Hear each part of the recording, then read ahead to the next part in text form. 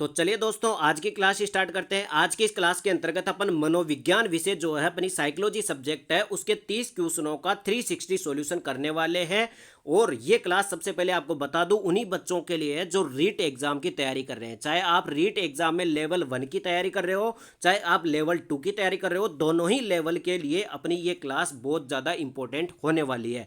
आप सबको पता है कि आपकी एग्जाम के अंतर्गत भी 30 क्वेश्चन साइकोलॉजी के पूछे जाते हैं। तो इस वीडियो के अंतर्गत अपन 30 क्वेश्चनों का डिटेल सॉल्यूशन करने वाले हैं, जो कि सभी के सभी क्वेश्चन आपके प्रीवियस ईयर में बार बार रिपीट होने वाले क्वेश्चन है। और आपको बता दूं कि अपन इन क्वेश्चनों को इस तरीके से सॉल्यूशन करेंगे कि उस क्वेश्चन को अभी तक एग्जाम के अंतर्गत किस किस तरीके से घुमा घुमा करके पूछा गया है और उसके ऑप्शनों से कौन कौन से क्वेश्चन अभी तक प्रीवियस ईयर में पूछे जा चुके हैं। तो कुल मिलाकर के एक ही क्वेश्चन से अपने पास 4 या 5 या क्वेश्चन का अपने पास डाटा कलेक्ट हो जाएगा, जिससे कि अपन 30 क्वेश्चनों के माध्यम से 60 से 70 क्वेश्चनों का अपन डिटेल में जो प्रीवियस ईयर में आ चुके हैं उनका जिक्र करने वाले हैं और आपको क्लास में ही कंठस्थ याद भी हो जाएगा। ठीक है, तो बिना किसी देरी के वीडियो स्टार्ट करते हैं। आज की हमारी क्लास 9 नंबर की है। इससे पहले 8 क्लास में कंप्लीट करा चुका हूं साइकोलॉजी की, जिसमें प्रत्येक क्लास में मैंने 30-30 क्वेश्चनों का ठीक इसी प्रकार से 360 सॉल्यूशन करवाया था। अगर किसी ने नहीं देखा हो तो चैनल पर प्लेलिस्ट बन रखी है साइकोलॉजी के नाम से, वहां पर जाकर के आप पिछली 8 क्लासें देख सकते हो। फिलहाल अपन आज की क्लास स्टार्ट करते हैं, क्लास नंबर 9। बिना किसी देरी के वीडियो स्टार्ट करते हैं। अगर आपने अभी तक चैनल को सब्सक्राइब नहीं किया तो चैनल को सब्सक्राइब कर दीजिए। वीडियो पसंद आए तो वीडियो को लाइक भी कर देना। आप सबको पता है कि अपन पीडीएफ का सॉल्यूशन कर रहे थे, जिसके अंतर्गत प्रीवियस ईयर के 1000 क्वेश्चन शामिल थे। उसमें से मैंने 60 क्वेश्चन तो पिछली 2 क्लासों के अंतर्गत कंप्लीट करवा दिए थे। आज अपन क्वेश्चन नंबर 61 से स्टार्ट करेंगे और कहां तक चलेंगे, 90 तक चलेंगे। ठीक है, आज भी वही 30 क्वेश्चनों का अपन डिटेल सॉल्यूशन करने वाले हैं। देखो भाई साहब, आज का हमारा पहला क्वेश्चन और इस पीडीएफ का कौन सा क्वेश्चन है, क्वेश्चन नंबर 61। देखो भाई साहब, 20वीं शताब्दी में मनोविज्ञान को माने जाने लगा। देखो भाई साहब, ये अपना जो सबसे पहले तो आपको पता होना चाहिए कि ये क्वेश्चन कौन से चैप्टर से आ रहा है। तो आपको ध्यान रख लेना, जो मनोविज्ञान जो अपना होता है, साइकोलॉजी शिक्षा मनोविज्ञान जो चैप्टर होता है साइकोलॉजी के अंतर्गत, वहां से ये क्वेश्चन पूछा गया है। जिसके अंतर्गत आप सबसे पहले आप पढ़ते हो कि मनोविज्ञान को सबसे पहले कौन सी बोला गया था, सबसे पहला बोला गया था आत्मा का विज्ञान। कौन सा बोला गया था, आत्मा का विज्ञान। इसके बाद में फिर मन का विज्ञान बोला गया था, इसके बाद में फिर चेतना का विज्ञान बोला गया था, और फिर सबसे लास्ट में क्या बोला गया था, व्यवहार का विज्ञान बोला गया था। कौन सा बोला गया था, व्यवहार का विज्ञान बोला गया था। ठीक है, तो आपको एग्जाम में भी ऐसे पूछा जाता है, इस क्वेश्चन को बार बार एग्जाम में पूछा जा चुका है कि मनोविज्ञान को सबसे पहले कौन सी विज्ञान कहा गया था। इसको आत्मा का विज्ञान कहा गया था, सबसे पहले आत्मा का विज्ञान कहा गया था। और कौन से मनोवैज्ञानिक ने मनोविज्ञान को आत्मा का विज्ञान कहा था, यह भी एग्जाम में कई बार पूछा जा चुका है। तो वो कौन से मनोवैज्ञानिक थे, अरस्तु थे। कौन से थे, अरस्तु ने सबसे पहले साइकोलॉजी को यानी मनोविज्ञान को किसका विज्ञान बताया था, आत्मा का विज्ञान बताया था। ठीक है, ये 2 क्वेश्चन एग्जाम में पूछे जा चुके हैं। इसके बाद में साइकोलॉजी को आत्मा का विज्ञान का खंडन करने के बाद में मनोविज्ञान को मन का विज्ञान कहा जाने लगा। कौन सा, मन या मस्तिष्क का विज्ञान कहा जाने लगा। और आपको एग्जाम में पूछेगा कि आत्मा के विज्ञान के बाद में मनोविज्ञान को क्या कहा जाने लगा, तो मन या मस्तिष्क का विज्ञान कहा जाने लगा। और कौन से मनोवैज्ञानिक ने इसको मन एवं मस्तिष्क का विज्ञान बताया था, वो बताया था पोम्पोनोजी ने। किसने बताया था, पोम्पोनोजी ने मनोविज्ञान को कौन सी विज्ञान बताया था, इसको बताया था मन एवं मस्तिष्क की विज्ञान। ये भी एग्जाम में कई बार एग्जाम में पूछा जा चुका है। ठीक है, ये बात तो हो गई 2 बात तक। इसके बाद में सबसे पहले आत्मा का विज्ञान बताया, उसके बाद में मन का विज्ञान बताया, फिर तीसरे नंबर पर मन का विज्ञान भी खंडन कर दिया गया। और फिर मनोविज्ञान को कहा जाने लगा चेतना का विज्ञान। को आप क्या कहा जाने लगा, चेतना का विज्ञान। तो आपको क्रम याद रखना, सबसे पहले आत्मा का विज्ञान, फिर मन का विज्ञान, उसके बाद में चेतना का विज्ञान। और मनोविज्ञान को चेतना का विज्ञान कहने वाले कौन से थे, वो 3-4 वैज्ञानिक थे, जैसे मनोवैज्ञानिक थे, जैसे कि विलियम जेम्स थे, विलियम सल्ली थे, विलियम वुंट थे। बहुत सारे मनोवैज्ञानिक ऐसे थे जिन्होंने मनोविज्ञान को चेतना का विज्ञान कहा था। किसका कहा था, चेतना का विज्ञान कहा था। इसके बाद में फिर आगे जाकर के चेतना का विज्ञान का भी खंडन कर दिया गया और 20वीं शताब्दी के अंतर्गत मनोविज्ञान को व्यवहार का विज्ञान कहा जाने लगा। चौथे नंबर पर, कौन से नंबर पर, सबसे आखिरी में इसको व्यवहार का विज्ञान कहा जाने लगा। तो आपको एग्जाम में पूछ ले कि 20वीं शताब्दी के अंतर्गत मनोविज्ञान को कौन सी विज्ञान कहा जाने लगा था, तो व्यवहार का विज्ञान कहा जाने लगा था। और 20वीं शताब्दी से लेकर के वर्तमान तक इसको व्यवहार का विज्ञान ही कहा जाता है। तो आपको पूछ ले कि वर्तमान में मनोविज्ञान को कौन सी विज्ञान कहा जाता है, तो इसको व्यवहार का विज्ञान कहा जाता है। और एग्जाम में कई बार पूछा जा चुका है कि मनोविज्ञान को व्यवहार का विज्ञान कहने वाले कौन से मनोवैज्ञानिक है, तो आपको बता देना सबसे बेस्ट आंसर है वाटसन। कौन है? वाटसन। कौन? वाटसन। ठीक है, तो मनोविज्ञान को व्यवहार का विज्ञान करने वाले कौन थे? वाटसन। ये भी कई बार एग्जाम में पूछा जा चुका है। ठीक है, तो आप जब पहला ही चैप्टर पढ़ते हो शिक्षा मनोविज्ञान का, उसके अंतर्गत आपको मनोविज्ञान की चारों परिभाषाएं बताई गई है और इनसे क्वेश्चन बार बार एग्जाम में पूछा जाता है कि सबसे पहले किसको क्या कहा गया, उसके बाद में क्या कहा गया, उसके बाद में क्या कहा गया और अभी वर्तमान में क्या कहा जाता है, और कौन से मनोवैज्ञानिकों ने आत्मा का विज्ञान बताया, कौन से ने व्यवहार का विज्ञान बताया, कौन से ने मन का विज्ञान बताया और कौन से ने चेतना का विज्ञान बताया। ये सभी क्वेश्चन अभी तक एग्जाम में पूछे जा चुके हैं। अब बढ़ते हैं अगले क्वेश्चन पर, क्वेश्चन नंबर 62। क्वेश्चन नंबर 62 क्या कहता है भाई साहब, यानी कि आज का क्वेश्चन नंबर सेकंड, विकास का अर्थ क्या है? आप सभी जानते हो। सबसे पहले तो आपको पहचानना पड़ेगा कि कौन से चैप्टर से क्वेश्चन आया है। ये क्वेश्चन आया अपने पास बाल विकास वाले चैप्टर से, जिसमें अपन पहली यूनिट दे रखी है साइकोलॉजी की अपने रीट एग्जाम के अंतर्गत, बाल विकास वाली। उसमें जो अपना आता है, सबसे पहले वृद्धि और विकास का अर्थ समझते हैं कि वृद्धि क्या होती है और विकास क्या होती है। तो वही अपन जो चैप्टर है वहां से क्वेश्चन पूछा गया है, जिसके अंतर्गत आपको पूछ रहा है कि विकास का अर्थ क्या है। तो ये ऑप्शनों से क्वेश्चन होगा। देखो भाई साहब, ऑप्शन पढ़ते जाओ। सबसे पहले विकास का अर्थ बताया गया परिवर्तनों की उत्तरोत्तर श्रृंखला, परिवर्तनों की उत्तरोत्तर श्रृंखला। ठीक है भाई साहब, ऑप्शन बी। और आगे देखते हैं, ऑप्शन बी क्या कह रहा है? परिपक्वता एवं अनुभव के फलस्वरूप होने वाले परिवर्तनों की श्रृंखला। इसके अलावा तीसरा ऑप्शन है अभिप्रेरणा एवं अनुभव के फलस्वरूप होने वाले परिवर्तनों की उत्तरोत्तर श्रृंखला। इसके बाद में अभिप्रेरणा के फलस्वरूप होने वाले परिवर्तनों की उत्तरोत्तर श्रृंखला। अब आप सबको पता है कि साइकोलॉजी के अंतर्गत चारों ऑप्शन ही अपने को सही लगते हैं और चारों ऑप्शन सही भी होते हैं, लेकिन आपको अगर चारों ऑप्शन सही दिखाई दे रहे हो तो आपको सबसे बेस्ट आंसर देना पड़ता है, सबसे उपयुक्त आंसर देना पड़ता है। ठीक है, तो विकास का जो अर्थ है यहां पर सबसे उपयुक्त आंसर हो जाएगा अभिप्रेरणा और अनुभव के फलस्वरूप होने वाले परिवर्तनों की उत्तरोत्तर श्रृंखला। ठीक है, तो अभिप्रेरणा यानी मोटिवेशन और एक्सपीरियंसेस के आधार पर जो होते हैं अपने उत्तरोत्तर श्रृंखला होती है परिवर्तनों की, उसी को विकास कहा जाता है, उसी को विकास का अर्थ है। ठीक है, तो अपने को सबसे बेस्ट आंसर चुनना पड़ता है। ठीक है, तो इस क्वेश्चन से क्या सीखने को मिला कि चार ऑप्शन में से अगर आपको चारों ठीक लग रहे हो तो उसमें से सबसे बेस्ट आंसर आपको देना पड़ता है। ठीक है, आगे बढ़े। अगला क्वेश्चन देखो भाई साहब, क्वेश्चन नंबर 63 क्या कहता है? क्वेश्चन नंबर 63 है मनोविज्ञान को दर्शन शास्त्र से अलग विज्ञान का दर्जा दिलाया। भाई साहब, मैंने आपको शुरू में बता दिया था कि सबसे पहले मनोविज्ञान को दर्शन शास्त्र यानी जो फिलोसॉफी होती है उसका विषय माना जाता था। सबसे पहले जब मतलब कुछ भी नहीं था, साइकोलॉजी एक सब्जेक्ट नहीं बनी थी अलग से, उस टाइम पे इसको दर्शन शास्त्र का विषय माना जाता था, यानी कहा जाता था कि ये तो फिलोसॉफी का ही एक सब्जेक्ट है। लेकिन मनोविज्ञान को दर्शन शास्त्र से अलग विज्ञान का दर्जा किसने दिलवाया था? वह कौन से मनोवैज्ञानिक थे? वो थे विलियम जेम्स। कौन से थे? William James. विलियम जेम्स ने सबसे पहले मनोविज्ञान को दर्शन शास्त्र से अलग करके विज्ञान का दर्जा दिलाया था। और अभी वर्तमान में जो अपनी मनोविज्ञान है उसको कौन सी विज्ञान कहा जाता है? व्यवहार की विज्ञान कहा जाता है। ठीक है, 20वीं शताब्दी से लेकर के वर्तमान तक इसको व्यवहार की विज्ञान कहा जाता है। ये भी क्वेश्चन एग्जाम में अभी तक पूछे जा चुके हैं। इसके अलावा ऑप्शन में से देखें अपन, देखो भाई साहब, वाटसन के बारे में आपको अभी जस्ट मैंने बताया था। भाई वाटसन एक ऐसे मनोवैज्ञानिक थे जो कि अपने मनोविज्ञान को कौन सी विज्ञान कहते थे? व्यवहार का विज्ञान बताने वाले मनोवैज्ञानिक थे। इसके अलावा वाटसन से कौन कौन सा क्वेश्चन एग्जाम में पूछा गया है? भाई वाटसन को व्यवहारवाद का जनक कहा जाता है। क्या कहा जाता है? व्यवहारवाद एक संप्रदाय होता है, एक स्कूल होता है साइकोलॉजी के अंतर्गत, उसी व्यवहारवाद का जनक किसको कहा जाता है? वाटसन को कहा जाता है। और वाटसन ने अपने बेटे, छोटा सा बेटा था 12 साल का, उसके ऊपर एक प्रयोग किया था। उस बेटे का नाम क्या था? अल्बर्ट था। क्या नाम था उसका? अल्बर्ट नाम का इसका एक बेटा था, उसके ऊपर भी इसने प्रयोग किया था। किसने? वाटसन ने। ठीक है, तो आपको ये दोनों क्वेश्चन याद रखने हैं। उसके बेटे का नाम भी एग्जाम में पूछा हुआ है और व्यवहारवाद का जनक किसको कहा जाता है? वाटसन को। ये भी एग्जाम में पूछा हुआ है, रीट एग्जाम में। ठीक है, इसके अलावा एक ऑप्शन में दे रखा बीएफ स्किनर। क्या नाम है इसका? पूरा नाम है बीएफ स्किनर। क्या नाम है? बीएफ स्किनर है। और सबसे पहले इसका एग्जाम में क्वेश्चन पूछा जाता है कि बीएफ स्किनर कहाँ के रहने वाले थे? तो ये थे अमेरिका के। कहाँ के थे? अमेरिका के। अगर आपने पिछली क्लास नहीं देखा हो तो उसमें मैंने आपको याद कराया था भाई, स्किन स्किन स्किन सबसे बढ़िया किसकी होती है? अमीरों की। अमीरों की स्किन एकदम साफ सुथरी होती है, तो स्किन सबसे बढ़िया किसकी होती है? अमीरों की। तो इस प्रकार आप अमेरिका याद रख लेना। ठीक है, तो एक क्वेश्चन तो पूछा जाता है स्किनर का, भाई ये कहाँ के रहने वाले हैं? ये अमेरिका के रहने वाले। ठीक है भाई साहब, दूसरा क्वेश्चन पूछता है इनका अधिगम का सिद्धांत। भाई स्किनर ने अधिगम वाले चैप्टर के अंतर्गत अधिगम का कौन सा सिद्धांत दिया था? तो इन्होंने दिया था क्रिया प्रसूत अनुबंधन का सिद्धांत। कौन सा था? क्रिया प्रसूत अनुबंधन का सिद्धांत दिया था। इसी सिद्धांत को क्रिया प्रसूत का अनुबंधन सिद्धांत या सक्रिय अनुबंधन का सिद्धांत भी कहा जाता है। और इन्होंने किस पर प्रयोग किया था? इन्होंने कबूतर और चूहे के ऊपर प्रयोग किया था। किस पर? कबूतर और चूहे पर प्रयोग किया था। यह भी एग्जाम में पूछा हुआ है, ठीक है। इसके अलावा अधिगम के अंतर्गत पुनर्बलन को सबसे ज्यादा मानने वाले भी कौन से थे? वो थे बीएफ स्किनर, ठीक है। ये सारे क्वेश्चन बीएफ स्किनर से रिलेटेड अभी तक एग्जाम में पूछे जा चुके हैं।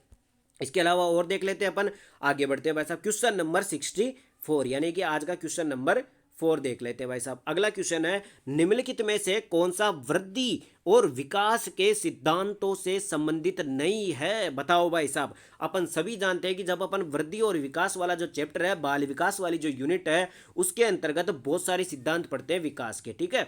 तो उसमें से वृद्धि और विकास के बहुत सारे सिद्धांत पढ़ते हैं, तो उसमें से ये पूछ रहा है कि कौन सा सिद्धांत नहीं है, वृद्धि और विकास से संबंधित कौन सा सिद्धांत नहीं है? बताओ भाई साहब। अपन सभी जानते हैं कि निरंतरता का सिद्धांत तो वृद्धि और विकास का सिद्धांत है। इसके अनुसार अपना जो विकास है वह निरंतर चलता रहता है, एक सतत प्रक्रिया है। विकास क्या है? एक सतत प्रक्रिया है, निरंतर चलता रहता है, कभी भी रुकता नहीं है। ध्यान रख लेना, चाहे आप तीव्र चल सकता है, मंद चल सकता है, लेकिन रुकता नहीं है, सतत चलता है। तो निरंतरता का सिद्धांत तो विकास का सिद्धांत है।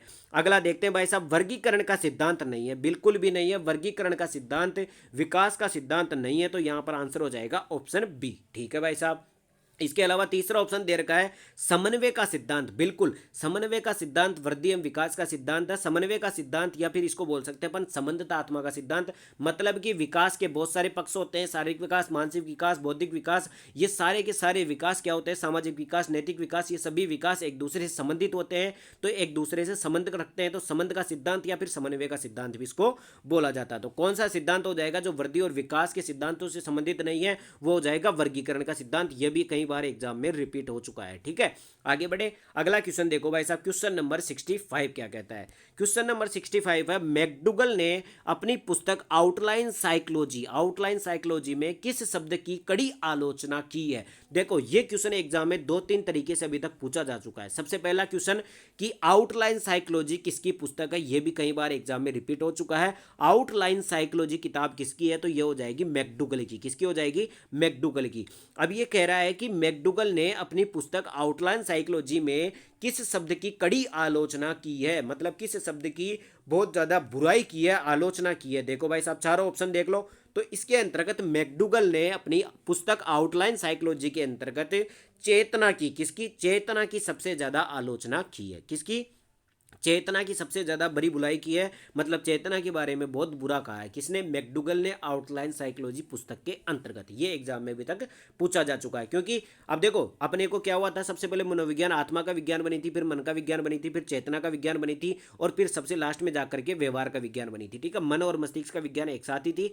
तो आपको पूछ सकता है कि चारों मनोविज्ञान में, जो मनोविज्ञान को 4 प्रकार के विज्ञान बताया गया है, उसमें से मैकडूगल ने सबसे ज्यादा आलोचना किसकी की थी? वो की थी चेतना के विज्ञान की, ठीक है। चेतना की सबसे ज्यादा आलोचना की थी कि चेतना होती नहीं है, कुछ होती नहीं है, ठीक है। ऐसे कहते थे मैकडूगल। आगे बढ़े, अगला क्वेश्चन देखो भाई साहब। Question number 66। उससे पहले अगर आपने चैनल को सब्सक्राइब नहीं किया तो चैनल को सब्सक्राइब जरूर कर दीजिए। सारे के सारे क्वेश्चन प्रीवियस ईयर के क्वेश्चन है, और बार बार रीट एग्जाम के अंतर्गत और सीटेट एग्जाम के अंतर्गत, इसके अलावा अपने second grade exam, third grade exam के अंतर्गत बार बार रिपीट होने वाले क्वेश्चनों का ही सोल्यूशन मैं आपको करा रहा हूँ, ताकि आपके ज़्यादा से ज़्यादा क्वेश्चन क्लियर हो जाए और आपके एग्जाम में 30 में से 25 प्लस क्वेश्चन आप आराम से कर सको, ठीक है। तो अगला क्वेश्चन बढ़ते हैं, उससे पहले चैनल को सब्सक्राइब नहीं किया तो चैनल को सब्सक्राइब जरूर कर देना, ठीक है। क्वेश्चन नंबर 66 देखो, बाल मनोविज्ञान के अनुसार शिक्षा के क्षेत्र में मुख्य स्थान है। बताओ भाई साहब, बाल मनोविज्ञान, अपन सभी जानते हैं कि मनोविज्ञान की बहुत सारी शाखाएं होती है, उसमें से एक शाखा है बाल मनोविज्ञान, यानी कि चाइल्ड साइकोलॉजी। कौन सी है?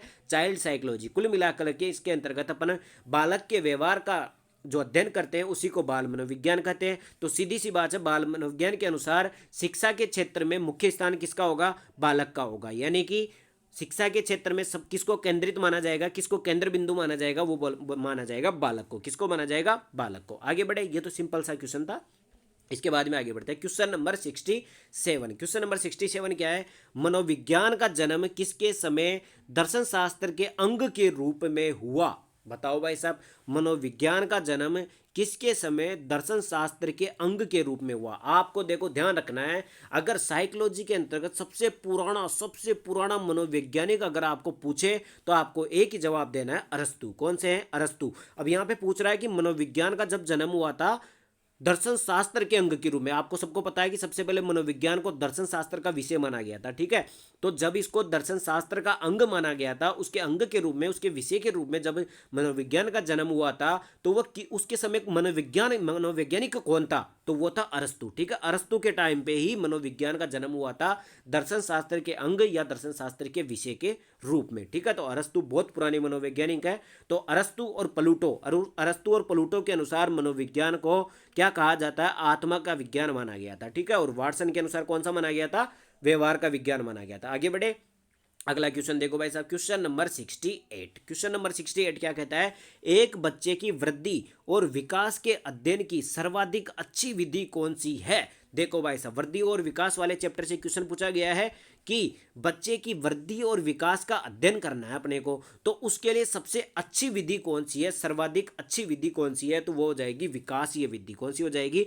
विकासीय विधि। क्योंकि देखो अलग अलग डाटा है, अगर आप तुलनात्मक विधि का इस्तेमाल करोगे तो आप तुलना करोगे एक दूसरे बच्चे में, जबकि बच्चे सेम नहीं होते। मनोविश्लेषण विधि के अंतर्गत अपन क्या करते हैं? मन मस्तिष्क का विश्लेषण करते हैं, लेकिन अपने को सारे पहलुओं को ध्यान रखना पड़ता है, सामाजिक, नैतिक और मनोवैज्ञानिक, शारीरिक सभी पहलुओं का ध्यान रखना होता है। इस कारण से वृद्धि और विकास के अध्ययन की सबसे अच्छी विधि जो मानी जाती है वो विकासीय विधि मानी जाती है। कौन सी मानी जाती है? विकासीय विधि। की बच्चे का विकास किस प्रकार से हो रहा है, वही सबसे अच्छी विधि मानी जाती है। आगे बढ़े, अगला क्वेश्चन देखो भाई साहब, क्वेश्चन नंबर 69 क्या कहता है?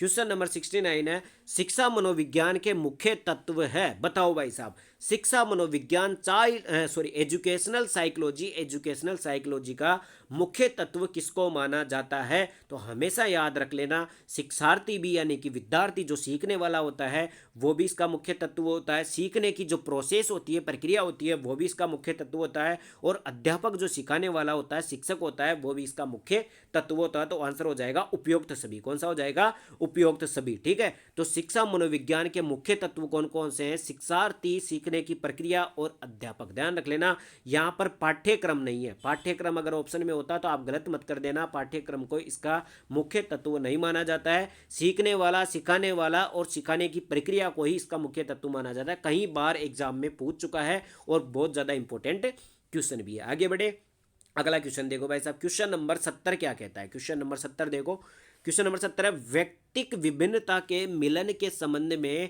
एक अध्यापक की भूमिका होनी चाहिए। देखो भाई साहब, सबसे पहले तो चैप्टर है अपना, मतलब कहाँ से क्वेश्चन पूछा गया है? व्यक्तिक विभिन्नता वाला जो टॉपिक है, अपने सिलेबस जब आप उठा के देखोगे तो उसमें व्यक्तिक विभिन्नता के नाम से एक थोड़ा सा टॉपिक मिलेगा, एक छोटा सा, व्यक्तिक विभिन्नता के नाम से, वहां से क्वेश्चन पूछा गया है, ठीक है। तो ये पूछ रहा है कि व्यक्तिक विभिन्नता के मिलन के संबंध में एक अध्यापक की भूमिका क्या होनी चाहिए। सबसे पहले तो व्यक्तिक विभिन्नता का मतलब क्या होता है? इसका मतलब होता है कि एक बच्चा ए है और एक बच्चा बी है, इन दोनों के अंतर्गत जितने भी विभिन्नताएं पाई जाती है, अलग अलग विभिन्नताएं पाई जाती है, उनको व्यक्तिक विभिन्नताएं कहा जाता है, ठीक है। क्या कहा जाता है? व्यक्तिक विभिन्नता कहा जाता है। और ये पूछ रहा है कि एक अध्यापक की क्या भूमिका होनी चाहिए। तो एक अध्यापक को व्यक्ति के दृष्टिकोण, अभिरुचि और योग्यता को जानने का प्रयास करना चाहिए। व्यक्ति आधारित पाठ्यक्रमों को उनकी आवश्यकता के अनुसार जानने की कोशिश करना चाहिए। बिल्कुल दोनों कथन ही सत्य हैं, दोनों कथन ही सत्य हो जाएंगे। देखो भाई साहब, सबसे पहले तो व्यक्ति का विभिन्नता का मतलब क्या होता है? इसका मतलब होता है कि सभी बच्चों के अंतर्गत अलग अलग विभिन्नताएं होती है, तो उनके व्यक्ति के दृष्टिकोण को ध्यान रखना चाहिए, उन बच्चों के दृष्टिकोण को ध्यान रखना चाहिए, उनकी अभिरुचि को ध्यान में रखना चाहिए, उनकी योग्यताओं को जानने का प्रयास करना चाहिए और पाठ्यक्रम को उनकी आवश्यकताओं के अनुसार ही बनाना चाहिए और उनकी आवश्यकताओं के अनुसार ही उनको शिक्षा देनी चाहिए। तो ये होती है व्यक्तिक विभिन्नता, ठीक है। इसमें ये होती है भूमिका किसकी? अध्यापक की। अध्यापक को सबसे पहले बच्चों को जानना पड़ेगा कि उनकी रुचि किस में है, किस बच्चे की क्या योग्यता है, उनका दृष्टिकोण कैसा है, उनके पाठ्यक्रम में कौन कौन सी चीज़ों का आवश्यकता अनुसार अपने को शामिल करना है, उनको शिक्षा किस प्रकार की देनी है। ये सभी होती है व्यक्तिगत विभिन्नता के अंतर्गत एक अध्यापक की भूमिका, ठीक है। तो दोनों कथन सत्य हो जाएंगे और बहुत अच्छा क्वेश्चन है, बहुत इंपॉर्टेंट क्वेश्चन है, कई बार एग्जाम में आ चुका है, ठीक है। आगे बढ़े, अगला क्वेश्चन देखो भाई साहब, क्वेश्चन नंबर 71 क्या कहता है? क्वेश्चन नंबर 71 है, सर्वप्रथम मनोविज्ञान को किस विषय के अध्ययनकर्ता के रूप में स्वीकार किया गया था। आपको भी थोड़े पहले ही क्वेश्चन के अंतर्गत मैंने ढंग से याद करा दिया था कि मनोविज्ञान को सबसे पहले किस विषय का अध्ययनकर्ता बताया गया था आत्मा का विज्ञान। सबसे पहले मनोविज्ञान को आत्मा का विज्ञान बताया गया था कि यह तो क्या करती है, आत्मा का अध्ययन करने वाली विषय है, आत्मा का अध्ययन करती है। ठीक है, तो मैंने एक ही क्वेश्चन के अंतर्गत ऐसा मस्त याद करवा दिया था। अब आपका क्वेश्चन कहीं पर भी आ जाए तो गलत नहीं होगा। ठीक है, तो सबसे पहले आत्मा का विज्ञान, फिर उसके बाद में मन का विज्ञान, फिर चेतना का विज्ञान और सबसे लास्ट में वर्तमान में व्यवहार का विज्ञान। आत्मा का विज्ञान किसने बताया, अरस्तु ने। मन का विज्ञान किसने बताया, मन और मस्तिष्क का विज्ञान पोम्पोनोजी ने। चेतना का विज्ञान किसने बताया था, जेम्स सल्ली, जेम्स विलियम्स, बहुत सारे थे।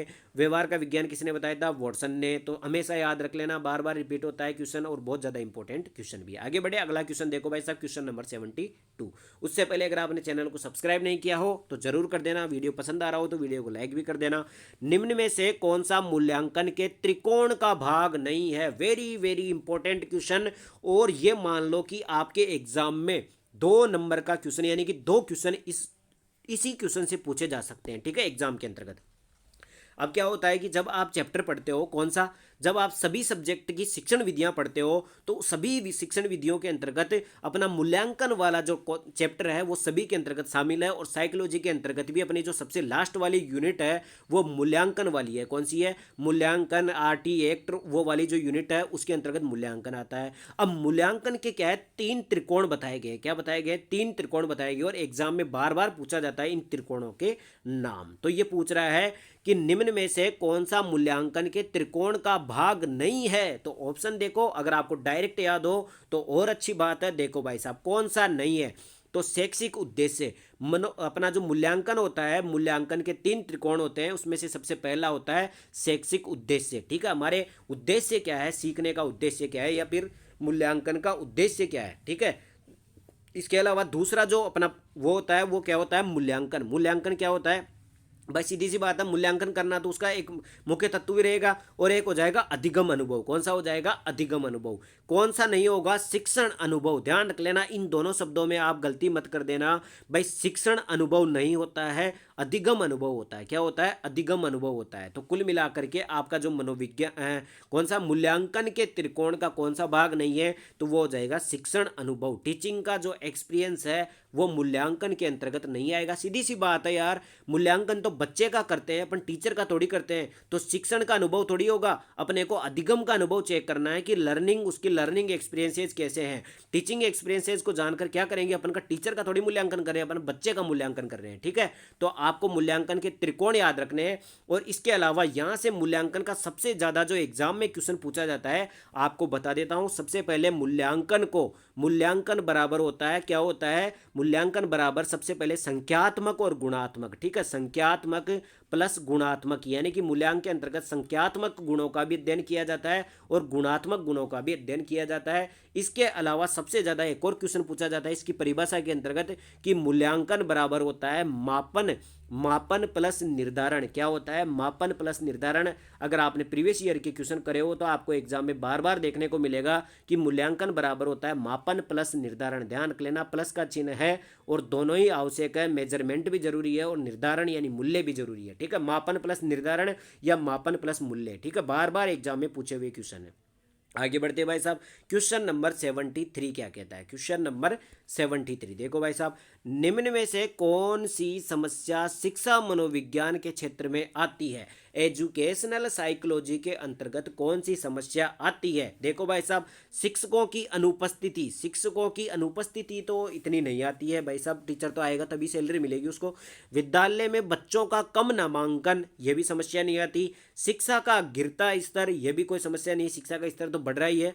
शैक्षणिक पिछड़ापन, बिल्कुल सही बात है, शैक्षणिक पिछड़ापन। कई बच्चे क्या करते हैं, बीच में ड्रॉप आउट कर जाते हैं। तो शैक्षणिक पिछड़ापन, या फिर कई बच्चे होते हैं जो अपनी प्रारंभिक शिक्षा ग्रहण नहीं करते हैं, इस कारण से वो शैक्षणिक रूप से पिछड़ जाते हैं। तो शिक्षा मनोविज्ञान के क्षेत्र में सबसे बड़ी जो समस्या आती है वो आती है शैक्षणिक पिछड़ापन की। ठीक है, पिछड़ने के कारण से उनको शिक्षा ग्रहण नहीं कर पाते हैं, यही शिक्षा मनोविज्ञान की सबसे बड़ी समस्या भी है। ठीक है, आगे बढ़ते हैं भाई साहब, क्वेश्चन नंबर 74 और वेरी वेरी इंपॉर्टेंट क्वेश्चन। इस क्वेश्चन से मैं आपको 10 क्वेश्चन ऐसे तैयार करके बताऊंगा जो एग्जाम में अभी तक पूछे जा चुके हैं। उससे पहले अगर आपने चैनल को सब्सक्राइब नहीं किया तो जरूर कर दीजिए, और अभी कमाल देखना कि इस क्वेश्चन से अभी तक कौन कौन से कितने क्वेश्चन बन सकते हैं और कितने अभी तक एग्जाम में प्रीवियस ईयर में पूछे जा चुके हैं। क्वेश्चन देखो भाई साहब, क्वेश्चन नंबर 74, थॉर्नडाइक के व्यक्तित्व के वर्गीकरण का आधार क्या था। देखो भाई साहब, इस क्वेश्चन से मैं सबसे पहले जितने भी एग्जाम में आए हैं वो बता देता हूं। सबसे पहले थॉर्नडाइक के ऊपर अभी तक एग्जाम में कितने क्वेश्चन पूछे जा चुके हैं। देखो भाई साहब, सबसे पहला क्वेश्चन पूछता है भाई शिक्षा का मतलब शिक्षा मनोविज्ञान का जनक कौन है। शिक्षा मनोविज्ञान का, जो आप एजुकेशनल साइकोलॉजी पढ़ते हो, शिक्षा मनोविज्ञान का जनक किसको कहा जाता है, थॉर्नडाइक को कहा जाता है। सबसे ज्यादा क्वेश्चन एग्जाम में पूछा हुआ है। इसके अलावा प्रथम शैक्षिक मनोवैज्ञानिक कौन है, प्रथम शैक्षिक मनोवैज्ञानिक कौन है, वो भी कौन हो जाएगा, थॉर्नडाइक हो जाएगा। भाई सीधी सी बात है, शिक्षा मनोविज्ञान को लाने वाला ही यही था, तो प्रथम शैक्षिक मनोविज्ञान भी यही होगा, मनोवैज्ञानिक भी यही होगा। ठीक है, ये दो क्वेश्चन पूछे गए हैं। इसके अलावा थॉर्नडाइक का सबसे ज्यादा क्वेश्चन पूछा जाता है कि अधिगम वाले चैप्टर के अंतर्गत अधिगम का कौन सा सिद्धांत थॉर्नडाइक के द्वारा दिया गया था। वो था प्रयास एवं त्रुटि का सिद्धांत। कौन सा था, प्रयास व त्रुटि का सिद्धांत, या प्रयत्न एवं भूल का सिद्धांत भी इसको कहा जाता है। किसने दिया था, थॉर्नडाइक ने दिया था। इसके अलावा थॉर्नडाइक ने किसके ऊपर प्रयोग किया था, बिल्ली के ऊपर प्रयोग किया था। यह भी एग्जाम में पूछा हुआ क्वेश्चन है। इसके अलावा थॉर्नडाइक के ऊपर से क्वेश्चन पूछा जाता है बुद्धि वाले चैप्टर के अंतर्गत। अगर आपने बुद्धि वाला चैप्टर पढ़ा हो तो उसके अंतर्गत बुद्धि के बहुत सारे सिद्धांत थे। उसमें से एक सिद्धांत है अपने पास, कौन सा वाला, कौन सी थी, मल्टी फैक्टर वाला। कौन सा, मल्टी फैक्टर इंटेलिजेंस वाला जो सिद्धांत है, यानी कि मल्टी फैक्टर बहुतत्व का सिद्धांत। कौन सा, बुद्धि का बहुतत्व का सिद्धांत किसने दिया था, वो भी थॉर्नडाइक ने दिया था। ये सारे क्वेश्चन थॉर्नडाइक के अभी तक एग्जाम में पूछे जा चुके हैं। इसके अलावा थॉर्नडाइक ने देखो अधिगम के बारे में भी बताया, इसके अलावा बुद्धि के बारे में बताया, इसके अलावा व्यक्तित्व के वर्गीकरण भी किया था। थॉर्नडाइक के व्यक्तित्व के वर्गीकरण का आधार क्या है। जब आप पर्सनैलिटी वाला चैप्टर पढ़ोगे तो उसमें व्यक्तित्व का वर्गीकरण किया गया है, यानी कि व्यक्तित्व जो अपनी पर्सनैलिटी होती है उसका वर्गीकरण किया गया, अलग अलग भागों में बांटा गया है। तो थॉर्नडाइक ने भी व्यक्तित्व को अलग अलग भागों में बांटा था, यानी उसका वर्गीकरण किया था। तो थॉर्नडाइक का आधार क्या था, किस आधार पर उन्होंने वर्गीकरण किया था किसका, व्यक्तित्व का, यानी कि व्यक्तियों में अलग अलग पर्सनैलिटी किसके आधार पर बताई थी, तो वो बताई थी चिंतन और कल्पना के आधार पर। किसके आधार पर, चिंतन और कल्पना के आधार पर थॉर्नडाइक ने व्यक्तित्व का वर्गीकरण किया था। इतनी बार एग्जाम में पूछा जा चुका है ये क्वेश्चन, रीट एग्जाम के अंतर्गत 3-4 बार रिपीट हो चुका है। थॉर्नडाइक के व्यक्तित्व के वर्गीकरण का आधार क्या है, तो आपको ध्यान रख लेना, चिंतन और कल्पना के आधार पर, थिंकिंग के आधार पर, विचार शक्ति के आधार पर, विचार भी दे सकता है ऑप्शन में, यानी कि व्यक्ति किस प्रकार से विचार करता है, किस प्रकार से वो कल्पना शक्ति है, किस प्रकार से वो चिंतन करता है, थिंकिंग करता है, उसके आधार पर अलग अलग पर्सनैलिटी बताई थी किसने, थॉर्नडाइक ने। ठीक है, ये बहुत ज्यादा इंपॉर्टेंट क्वेश्चन था। आगे बढ़े, अगला क्वेश्चन देखो भाई साहब, क्वेश्चन नंबर 75। क्वेश्चन नंबर 75 क्या कहता है, शिक्षा के प्रति मनोविज्ञान का सबसे महत्वपूर्ण योगदान निम्न में से कौन सा है। देखो भाई साहब, मनोविज्ञान का उपयोग अपन किस में कर रहे हैं, शिक्षा के अंतर्गत कर रहे हैं, यानी कि शिक्षा में मनोविज्ञान का सबसे महत्वपूर्ण योगदान कौन सा है। देखो भाई साहब, पहला, शिक्षा के महत्वपूर्ण लक्ष्यों का पता लगाना। ठीक है भाई साहब, व्यक्तिगत गुणों के आधार पर शिक्षार्थियों का विभाजन। इसके अलावा और देख लेते हैं, अगला ऑप्शन है मानव व्यवहार का ज्ञान प्रदान करना, और अगला है अध्यापक द्वारा उचित शिक्षण विधियों को अपनाने में सहायक होना। अब देखो, सबसे पहले मैं आपको ढंग से थोड़ा सा समझा देता हूं जिससे क्वेश्चन आपको एग्जाम में याद भी रहेगा और इससे किस प्रकार से घुमा घुमा करके पूछा जाता है।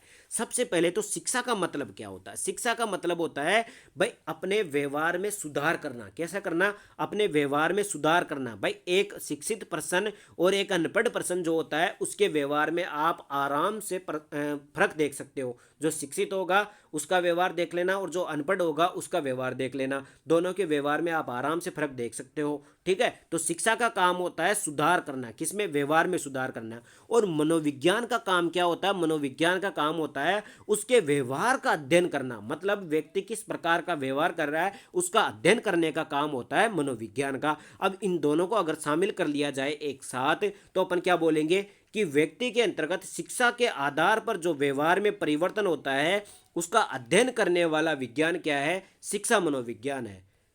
क्या हो गया, शिक्षा मनोविज्ञान को अगर अपन एक साथ कर ले एजुकेशनल साइकोलॉजी, तो इसका मतलब हो गया शिक्षा के आधार पर किसी प्रश्न के अंतर्गत होने वाले व्यवहार में परिवर्तन का अध्ययन करना ही क्या आ जाता है, शिक्षा मनोविज्ञान आ जाती है।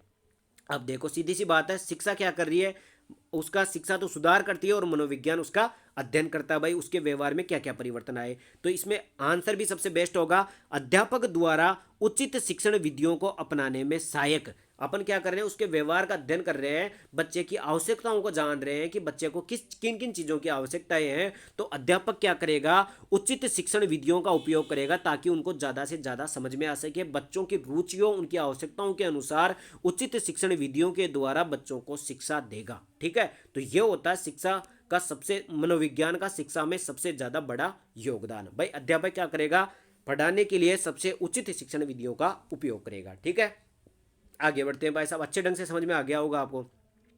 अगला क्वेश्चन देखो, क्वेश्चन नंबर 76। उससे पहले अगर आपने पिछली 8 क्लासें नहीं देखी हो तो अपने चैनल पर साइकोलॉजी के नाम से एक प्लेलिस्ट बन रखी है, उसकी पिछली 8 क्लासें देख लेना। प्रत्येक क्लास में मैंने ठीक है ऐसे ही 30-30 क्वेश्चन का डिटेल में सॉल्यूशन कराया है और आपको कंठस्थ याद भी कराया है। ठीक है, इसी प्रकार से याद कराता हूं ताकि आपको लंबे समय तक याद रहे। क्वेश्चन नंबर 76 देखो, निम्न में से कौन अधिगमकर्ता के अधिक स्वतंत्रता देता है, अधिगमकर्ता को अधिक स्वतंत्रता देता है, ऐसा कौन सा। अब देखो ये सब क्या है भाई साहब, ये सब क्या है, ये सब क्या है, ये सब है अपने पास किसके, मनोविज्ञान जो एजुकेशनल साइकोलॉजी होती है उसके संप्रदाय। क्या है, संप्रदाय या स्कूल्स बोला जाता है इनको। ठीक है, संप्रदाय या स्कूल्स कुल मिलाकर के एक प्रकार की विचारधारा होती है। कोई कहता है किसी की विचारधारा व्यवहारवाद की होती है, किसी की संरचनावाद की होती है, किसी की क्रियाशीलतावाद की होती है, किसी की सर्जनशीलतावाद की होती है। तो अलग अलग मनोवैज्ञानिक थे, उनकी अलग अलग विचारधाराएं थी, तो उनको अलग अलग संप्रदाय में बांट दिया गया, अलग अलग स्कूल में बांट दिया गया। अब ये पूछ रहा है कि निम्न में से कौन अधिगमकर्ता, कौन हो गया, बालक हो गया, जो सीखने वाला होता है उसको अधिगमकर्ता कहते हैं। अधिगमकर्ता को अधिक स्वतंत्रता देता है, कौन सा ऐसा स्कूल है या संप्रदाय है जो सीखने वाले को यानी कि बच्चे को सबसे अधिक स्वतंत्रता देता है। तो वो सीधी सी बात है, जब आप सृजनशीलता पढ़ते हो, क्रिएटिविटी वाला चैप्टर पढ़ते हो, साइकोलॉजी के अंतर्गत एक चैप्टर आता है क्रिएटिविटी, उसके अंतर्गत साफ साफ बताया गया है कि किसी भी बच्चे के अंतर्गत अगर आप क्रिएटिविटी को बढ़ावा देना चाहते हो, क्रिएटिविटी यानी रचनात्मकता या सृजनात्मकता को बढ़ाना चाहते हो, तो उस बच्चे को स्वतंत्र छोड़ दो, उसके ऊपर कोई प्रेशर मत रखो, उससे कोई उपेक्षाएं मत रखो, उसको स्वतंत्र छोड़ दो, उसके क्रिएटिव विचारों को आने दो। ठीक है, तो अधिगमकर्ताओं को सबसे अधिक स्वतंत्रता किसमें दी जाती है, वो दी जाती है सृजनशीलतावाद में, यानी कि क्रिएटिविटी जो स्कूल होती है उसके अंतर्गत सबसे ज्यादा स्वतंत्रता दी जाती है। इसके अलावा मैंने आपको देखो यहां से क्वेश्चन कौन सा बनता है, व्यवहारवाद का जनक किसको कहा जाता है, व्यवहारवाद का जनक किसको कहा जाता है, व्यवहारवाद का जनक कहा जाता है वाटसन को। ठीक है, कई बार एग्जाम में पूछ चुका है। आगे बढ़े, अगला क्वेश्चन देख दो भाई, क्वेश्चन नंबर 77। निम्न में से कौन से विचारक के अनुसार शिक्षा व्यक्ति की भीतरी शक्तियों को उभारने की प्रक्रिया है। देखो भाई साहब, कई बार क्या होता है एजुकेशनल साइकोलॉजी वाला जब अपन चैप्टर पढ़ते हैं तो उसमें बहुत सारी परिभाषाएं आती है, तो उसी में से एक परिभाषा है जिसके अनुसार शिक्षा क्या काम करती है, व्यक्ति के भीतरी शक्तियों को उभारने का काम, किसी व्यक्ति के अंदर छिपी हुई शक्तियों को बाहर निकालने का काम कौन करती है, शिक्षा करती है। ऐसी परिभाषा किसने दी है, तो वो दी है पेस्टालोजी ने। किसने दी है, पेस्टालोजी ने। तो कुल मिलाकर के अपन रटना पड़ेगा भाई, परिभाषा सीधी बात याद करनी पड़ेगी, लेकिन आपको मैं एक याद करा देता हूँ ढंग से। देखो पेस्टालोजी मतलब पेस्ट करना। अभी पेस्ट क्या करता है, ये अपनी जो अंदर की छुपी हुई शक्तियां होती है ना उनको बाहर लाता है, यानी पेस्ट कर देता है, कॉपी पेस्ट कर देता है, अंदर छुपी हुई शक्तियों को कॉपी कर लेता है और संसार में बाहर ला करके पेस्ट कर देता है। तो देखो मैं तो एक याद कराने के तरीके से बता रहा हूँ, वैसे आपको रटना ही पड़ेगा, इसका कुछ किया नहीं जा सकता। तो आप याद कैसे रखोगे भाई, अंदर छुपी हुई शक्तियों को शक्तिमान की तरह बाहर पेस्ट कौन करता है, पेस्टालोजी करता है। अंदर छुपी हुई शक्तियों को बाहर पेस्ट कौन करता है, तो पेस्टालोजी करता है। ठीक है, इतना याद कर लोगे वो भी काफी है। इसके बाद में देखो क्वेश्चन नंबर 78। जब शिशु अपनी आंख, कान और हाथ के संबंध में सोचते हैं तो ये निम्नलिखित में से कौन सा स्तर में शामिल होते हैं। अब देखो भाई साहब, सबसे पहली बात तो आपको ऑप्शनों को देखना पड़ेगा भाई, ये कौन सी की बात कर रहा है। जब आप इन चारों ऑप्शनों को देखोगे तो अगर आपने साइकोलॉजी पढ़ रखी होगी तो आपको एक सिद्धांत नजर में आ रहा होगा। जब आप इन चारों ऑप्शनों को देखोगे तो आपको एक सिद्धांत सामने आएगा, वो आएगा जीन पियाजे का संज्ञानात्मक विकास का सिद्धांत। कौन सा आएगा? जीन पियाजे का संज्ञानात्मक विकास का सिद्धांत। सबसे पहले तो यहाँ से कितने क्वेश्चन एग्जाम में बन सकते हैं, और ध्यान रख लेना सबसे इंपॉर्टेंट ये क्वेश्चन होने वाला आज की क्लास का, क्योंकि जीन पियाजे एक मनोवैज्ञानिक है। इनके ऊपर रीट एग्जाम हो, चाहे सीटेट एग्जाम हो, चाहे कोई सी भी एग्जाम हो, इनके ऊपर 2 क्वेश्चन कम से कम एग्जाम के अंतर्गत पूछे जाते हैं। ठीक है, तो आपको डिटेल में एक ही बार में सारा इसका डाटा बता देता हूं कि जीन पियाजे के बारे में अभी तक एग्जाम में क्या क्या पूछा हुआ है। सबसे पहले बात करते हैं अपन भाई जीन पियाजे। मनोवैज्ञानिक का नाम क्या है? जीन पियाजे। क्या नाम है? जीन पियाजे। तो सबसे पहले पूछा जाता है कि जीन पियाजे ने कौन सा सिद्धांत दिया? तो इन्होंने सिद्धांत दिया था संज्ञानात्मक विकास का सिद्धांत। कौन सा था?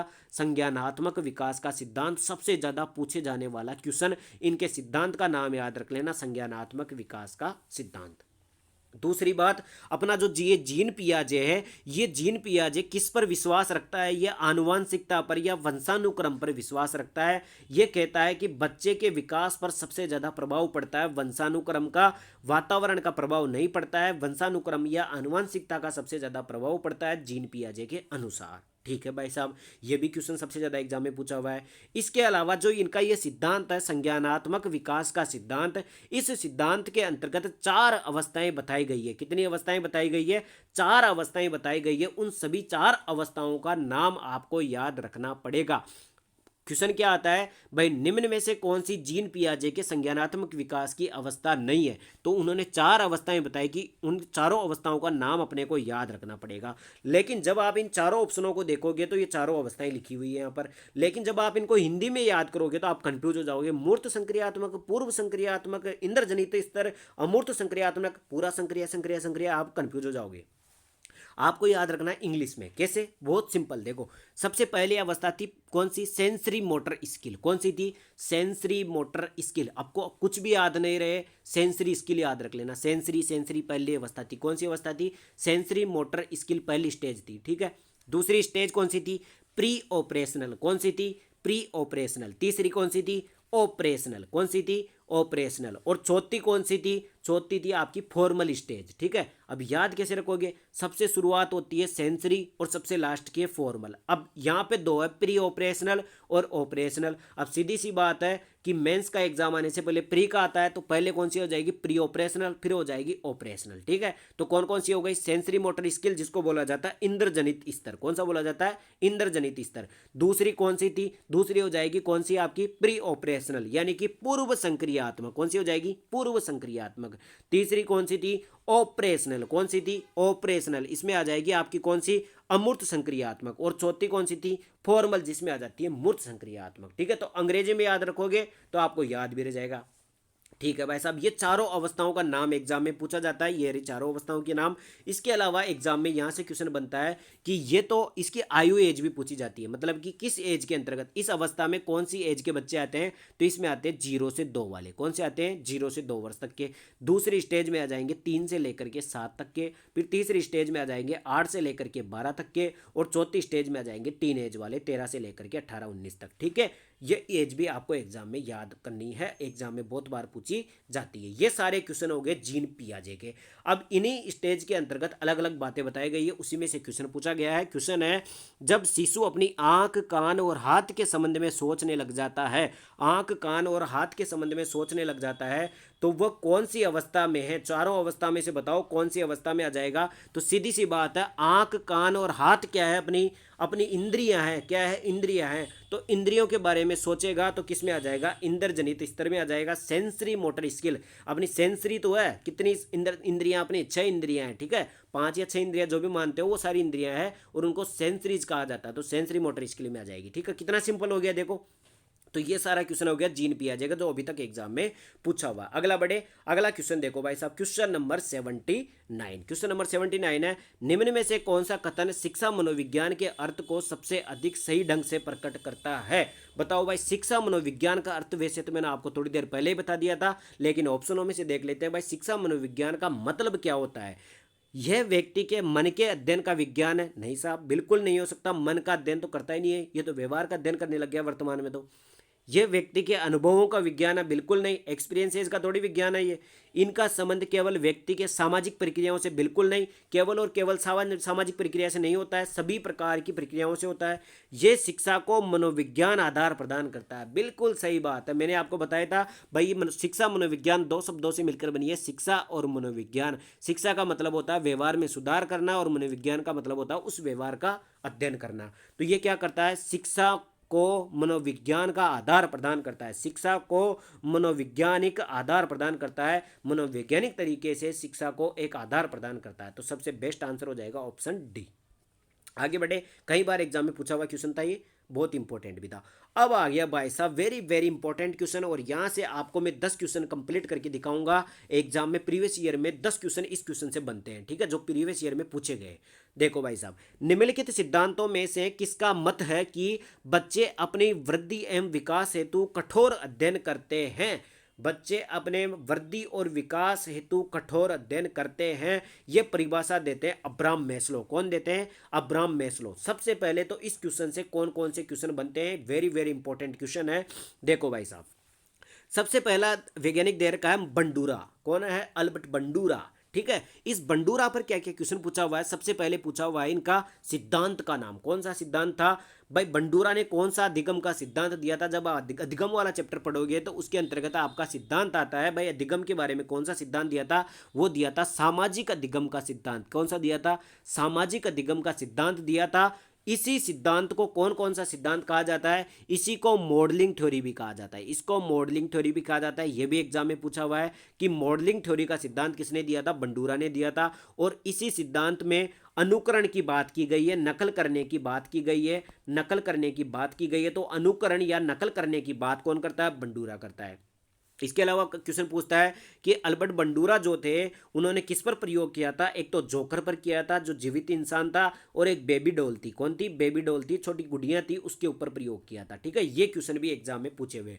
तो अल्बर्ट बंडूरा पर कौन कौन सा क्वेश्चन है, एक तो इनका सिद्धांत सामाजिक अधिगम का सिद्धांत, इसको ही मॉडलिंग थ्योरी। भाई मॉडलिंग थ्योरी किसने दी, बंडूरा ने दी। अनुकरण की बात यानी नकल करने की बात किसने दी, बंडूरा ने दी। जोकर पर प्रयोग किसने किया, बंडूरा ने किया। बेबी डॉल पर प्रयोग किसने किया, बंडूरा ने किया। सारे क्वेश्चन एग्जाम में अभी तक पूछे जा चुके हैं बंडूरा के बारे में, ठीक है।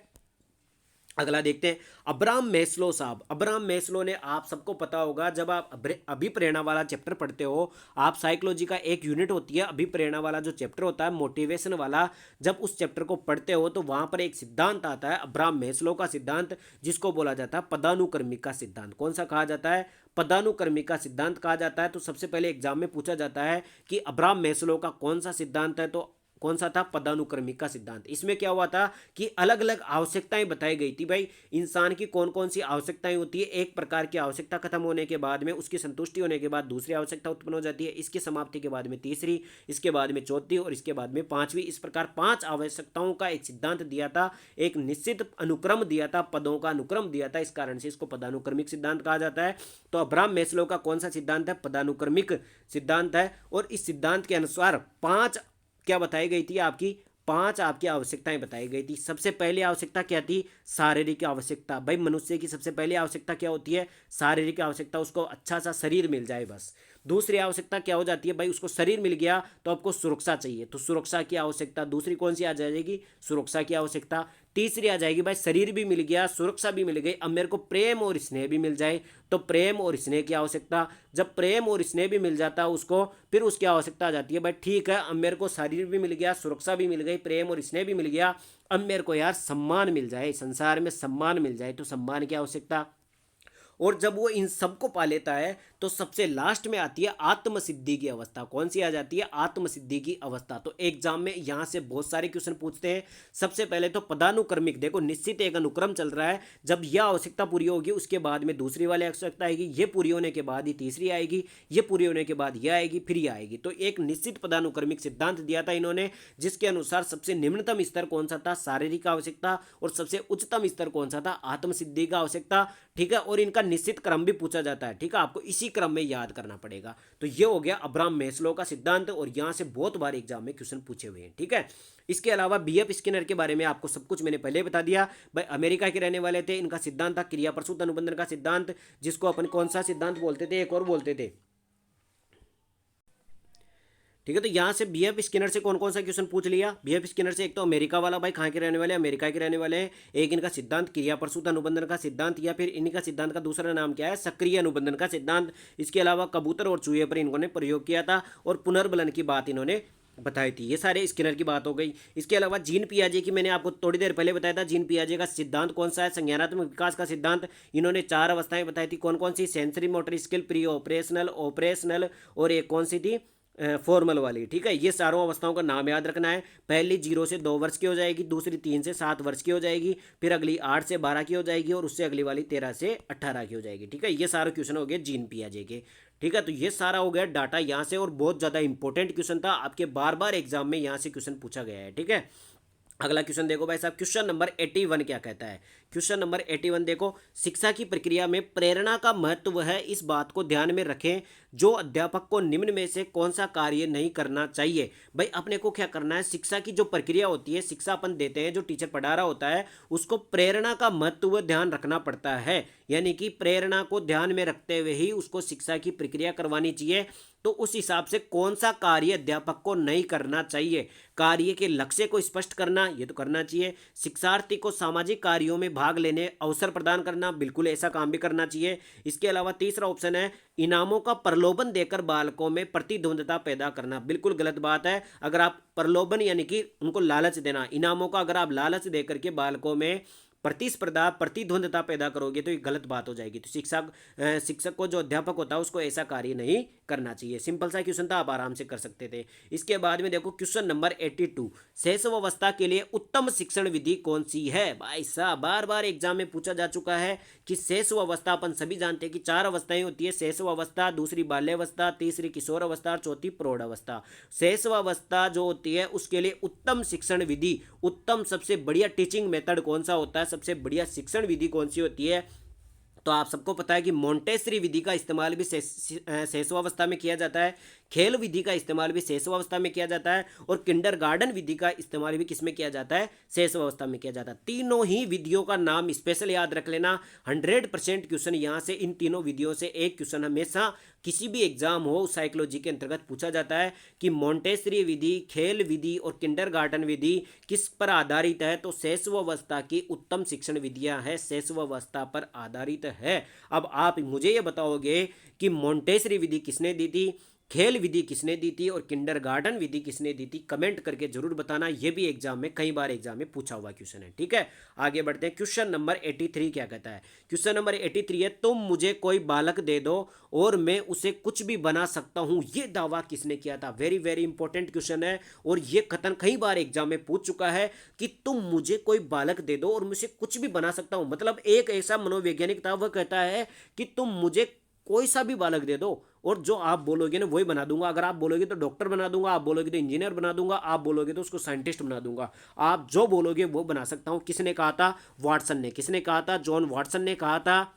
जेबी वाटसन ने कहा था कि कोई सा भी बालक दे दो, मैं उसे कुछ भी बना सकता हूं। क्योंकि वाटसन मानते हैं कि बच्चे कुछ भी बन सकते हैं, उस पर सबसे ज़्यादा प्रभाव किसका पड़ता है? पर्यावरण या वातावरण का प्रभाव पड़ता है। यानी कि मैं बच्चे को उसी वातावरण में रखूंगा ताकि वो वैसा ही बन जाएगा। अगर आप डॉक्टर बनाने के लिए बोलोगे तो मैं उसको उसी वातावरण में, उसी ढांचे में रख दूंगा जिससे कि वो डॉक्टर ही बन के निकलेगा। तुम मुझे कोई सा भी बालक दे दो, मैं उसे कुछ भी बना सकता हूँ। ये किसने कहा था? वाटसन ने कहा था। बहुत ही फेमस कथन है और कई बार एग्जाम में पूछा हुआ क्वेश्चन है।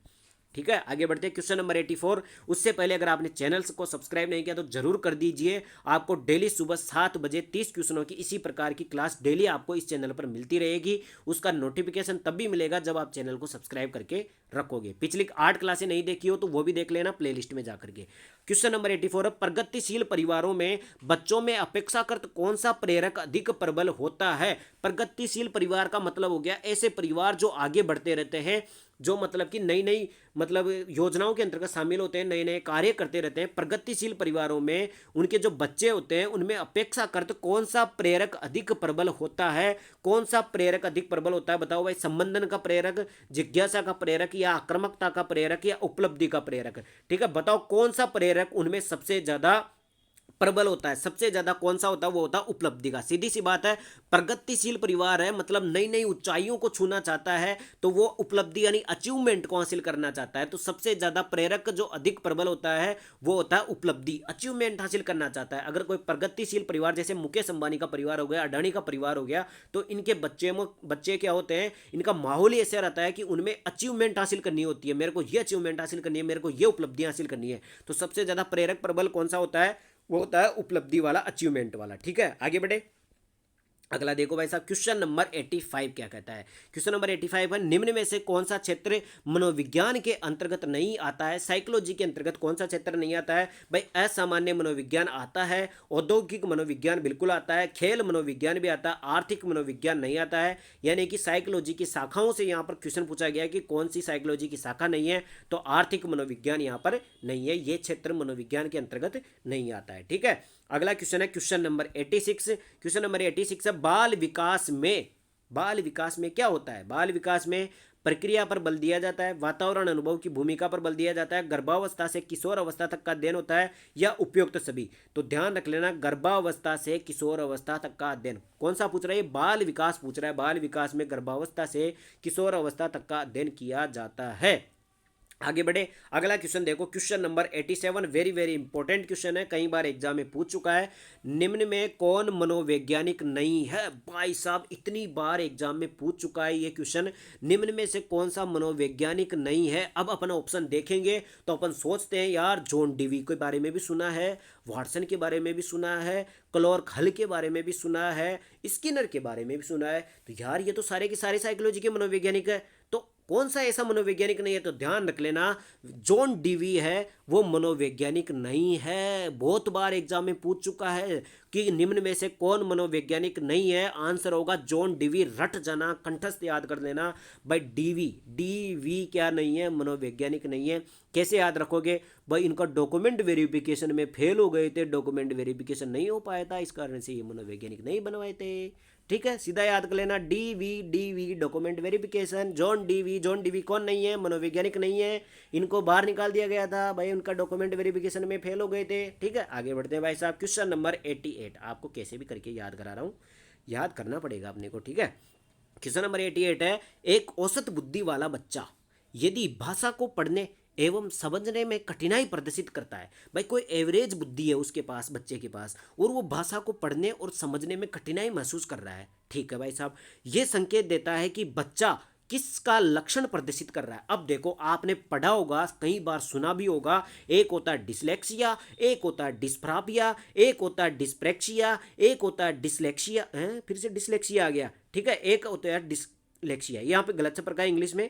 ठीक है, एक है पठन असमता, यानी कि पढ़ने में दिक्कत आए, लेखन अक्षमता यानी कि लिखने में दिक्कत आए, गणितीय असमता यानी कि इसको बोलते हैं डिसकैलकुलिया। कौन सा बोलते हैं, डिसकैलकुलिया। ठीक है, गणित गणना करने में दिक्कत आए, और गति समन्वय असमता, ठीक है, उनको संतुलन, शरीर का संतुलन कार्य करने में दिक्कत आए। तो अब बताओ भाई साहब, किसी बच्चे को भाषा को पढ़ने और समझने में दिक्कत आ रही है, पढ़ने और समझने में दिक्कत आ रही है, तो पढ़ने की दिक्कत है, तो पढ़ने की दिक्कत हो, पठन असमता, dyslexia. Very very important question है, कई बार एग्जाम में पूछा जा चुका है।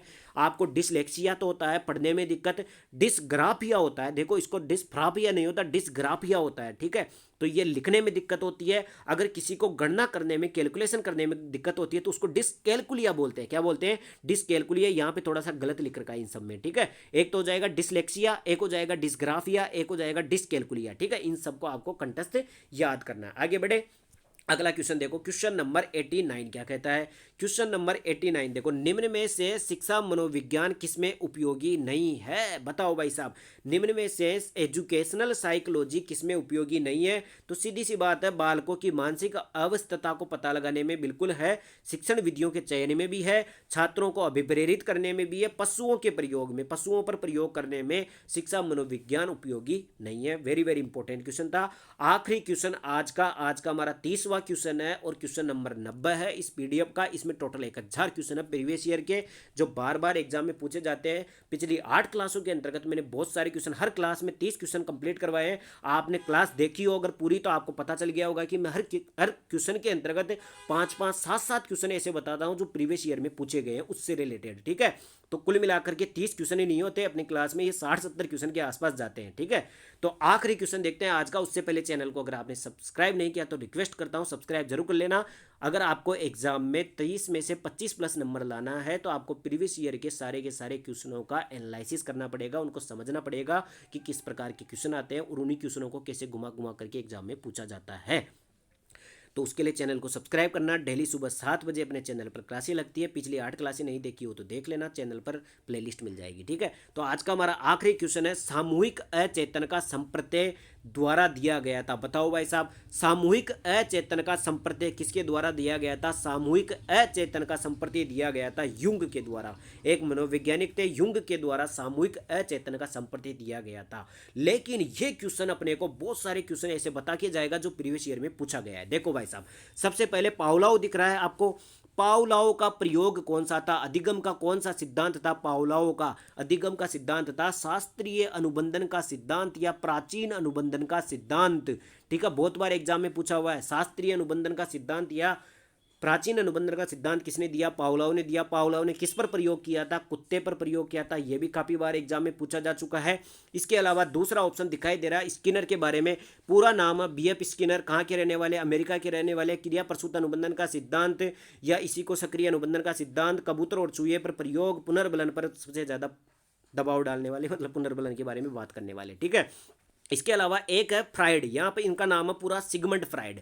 ठीक है, सिगमंड फ्राइड का कौन सा क्वेश्चन एग्जाम में पूछा हुआ है? इनका सिद्धांत कौन सा था? मनोविश्लेषणवाद का सिद्धांत। कौन सा है? मनोविश्लेषणवाद का सिद्धांत किसने दिया था? सिगमंड फ्राइड ने दिया था। इन्होंने 3 शब्दों पर बात की है। कौन कौन सा पर? इदम, इसके अलावा यानी कि अंग्रेजी में बोले तो इड, इसके अलावा ईगो, और एक कौन सा था? Super ego. इन तीनों शब्दों के बारे में कौन बात करता है? वो सिगमंड फ्राइड बात करता है। और सिगमंड फ्राइड के बारे में एक और क्वेश्चन पूछा जाता है एग्जाम के अंतर्गत, कौन सा वाला भाई? अचेतन मस्तिष्क यानी अचेतन मन की या अचेतन मस्तिष्क की बात कौन करता है? तो वो भी कौन बात करता है? फ्राइड करता है, सिगमंड फ्राइड करता है। ठीक है, यहां पर अचेतन का संप्रत्यय की बात कर रहा है तो ये कौन बात करता है? युंग बात करता है। ठीक है, सामूहिक अचेतन, जो भी कौन सा सामूहिक अचेतन के कॉन्सेप्ट की कौन बात करता है? युंग बात करता है। तो ये हो गए आज के 30 क्वेश्चन। लेकिन आपने अगर क्लास पूरी देखी हो तो उम्मीद करता हूं कि आपको क्लास बहुत ज्यादा इंपॉर्टेंट लगी होगी। प्रीवियस ईयर के लगभग अपन ने मिनिमम भी नहीं तो 100 क्वेश्चन इस 30 क्वेश्चनों के माध्यम से अपन ने कंप्लीट कर लिए हैं, क्योंकि मैंने हर क्वेश्चन के अंतर्गत हर ऑप्शन के मैंने क्वेश्चन बनाए हैं कि कौन कौन से क्वेश्चन एग्जाम में पूछे गए। मैंने एक भी क्वेश्चन नहीं बनाए, प्रीवियस ईयर में जितने भी क्वेश्चन पूछे गए हैं उन सभी को एनालिसिस करके आपकी क्लास ले रहा हूं। ठीक है, तो आपने पिछले 8 क्लासें नहीं देखी हो तो वो भी देख लेना। बाकी कल मिलते हैं सुबह 7 बजे साइकोलॉजी की नई क्लास के साथ। 10वीं क्लास होगी जिसमें अपन 90 क्वेश्चन से आगे बढ़ेंगे, 91 क्वेश्चन से आगे बढ़ेंगे, और कल 30 क्वेश्चन वो अपन इस वीडियो के अंतर्गत कंप्लीट करेंगे। ठीक है, तो आपका अगर आपको वीडियो पसंद आए हो तो लाइक कर देना, चैनल को सब्सक्राइब जरूर कर देना, ताकि जैसे ही नया वीडियो आए आपके पास नोटिफिकेशन पहुंच जाएगा। बाकी अगर पिछली क्लासें नहीं देखी है तो आप देख लेना। देखो, बोलने में हड़बड़ाहट हो जाती है क्योंकि मैं आपको 100% देने की कोशिश करता हूं, तो उसके कारण से कुछ मुंह से गलत निकल भी जाए तो आप उसके लिए माफ़ी चाहता हूं। कुछ भी आपको डाउट हो तो आप कमेंट कर सकते हो, लेकिन मैं आपको इतनी शिद्दत से पढ़ाता हूं कि आपको कंठस्थ याद हो जाए। मेरा टारगेट है आपके 30 में से 25 प्लस क्वेश्चन सही हो जाए एग्जाम में, तभी आप मेरे को धन्यवाद भी बोलोगे और मेरे को भी खुशी मिलेगी। ठीक है, तो चैनल को सब्सक्राइब जरूर करना। वीडियो पसंद आया हो तो वीडियो को लाइक कर देना। बाकी मिलते हैं कल सुबह 7 बजे नई साइकोलॉजी की क्लास के साथ। कल क्वेश्चन नंबर 91 से स्टार्ट करेंगे आगे और 30 क्वेश्चनों की बात करने वाले हैं। ठीक है, तो बाय बाय, टेक केयर, मिलते हैं कल क्लास में।